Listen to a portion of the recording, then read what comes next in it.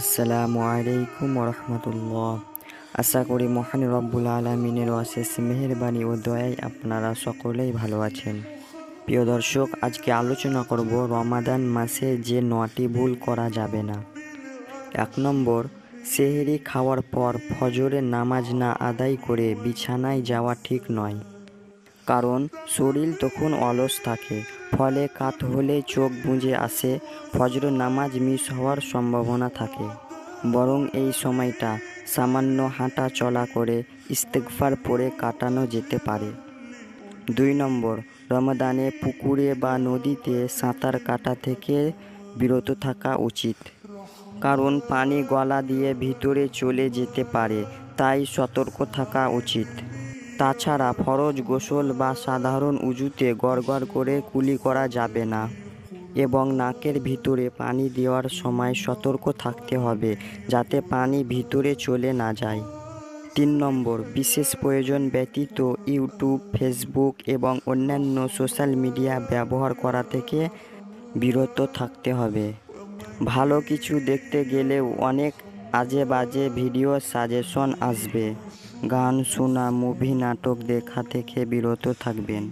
ইচ্ছা না থাকলেও কৌতূহল মেটাতে গিয়ে হয়তো অনেক কিছু দেখা হয়ে যাবে। রোজার মর্যাদা কমবে, অন্তর শক্ত হতে থাকবে এবং মানসিক প্রশান্তি নষ্ট হবে। 4 নম্বর, অনেকে রোজার দিনগুলোকে বেশি বেশি ঘুমিয়ে কাটিয়ে দেন। এটা একদম উচিত নয়। রোজার প্রতিটি দিন, প্রতিটি মুহূর্ত অত্যন্ত গুরুত্বপূর্ণ। ইমাম ইবনুল জাওয়াজি রাদিয়াল্লাহু তাআলা আনহু বলেন, যদি কবরবাসীরা একটি দিনের জন্য দুনিয়াতে ফিরতে পারত, তবে তারা রমাদানের কোনো একটি দিন চাইত। তাই যথাসম্ভব নেক আমলে সময়গুলোকে কাজে লাগানো উচিত। 5 নম্বর, ইফতারে সুস্বাদু ও ভালো ভালো খাবার তৈরি করার জন্য অনেকেই ইফতারের পূর্বে মহামূল্যবান সময়টাকে নষ্ট করে ফেলে। অথচ ইফতারের পূর্ব মুহূর্তে দোয়া কবুল হয়। এই সময়ে বেশি বেশি করে ইস্তেগফার ও দোয়া করা উচিত।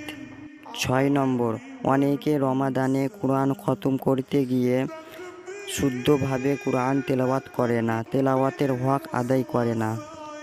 বেশি খতম দেওয়ার জন্য এমনভাবে তেলাওয়াত করেন যে তেলাওয়াত সহি হয় না। এমন তেলাওয়াতে তেমন ফায়দা হবে না। ধীরে ধীরে সুস্থ সহকারে ভালোবাসা নিয়ে পড়তে হবে। পরিমাণ কম হলেও আল্লাহ এতে বেশি খুশি হবেন। 7 নম্বর, রমজান মাসে অনেকের খরচ বেড়ে যায়। বাহারি আইটেমে দামি প্রচুর খাবার খান তারা। এছাড়া রমাদানের শেষ দিকে ইবাদতে উদাসীন হয়ে ঈদের শপিংয়ের জন্য তোড়জোড় শুরু হয়ে যায়। এগুলো একদম অনুচিত। রমাদানের মূল কনসার্ন হওয়া উচিত অধিক নেক আমল করা, গুনাহ মাফ করানো এবং তাকওয়া অর্জন করা। 8 নম্বর, রোজার সময় কাটানোর জন্য অনেকেই বিভিন্ন অলস খেলাধুলা, লুডো, দাবা, ক্যারাম খেলে থাকে, যেগুলোতে শরীর চর্চা হয় না। এই খেলাগুলো এমনিতেই শরিয়াত সমর্থন করে না। আবার কারো দিন কাটে সোশ্যাল মিডিয়াতে, গান শুনে, মুভি দেখে। রোজা রেখে এগুলো কোনো কিছু করা যাবে না। 9 নম্বর, অনেকে রমাদানের অর্জনকে ঈদের দিনেই শেষ করে দেন। আড্ডা, গান, নেশা, নাটক, মুভি সব কিছু যেন আগের রূপে ফিরে আসে। তারা ভুলে যান দীর্ঘ 1 মাসের কষ্টকর রোজা, তাহাজ্জুদের নামাজ, আন্তরিক মুনাজাত, পবিত্র কোরআনের মধুর তেলাওয়াত, ইফতারের আনন্দের কথা। এটি খুবই দুঃখজনক। প্রিয় দর্শক, আজকের ভিডিওটা এই পর্যন্ত। ভিডিওটা ভালো লাগলে অবশ্যই একটি লাইক দিবেন এবং এইরকম ভিডিও পাওয়ার জন্য আই অ্যাম মুসলিম এই চ্যানেলটিকে সাবস্ক্রাইব করবেন। আল্লাহ হাফেজ।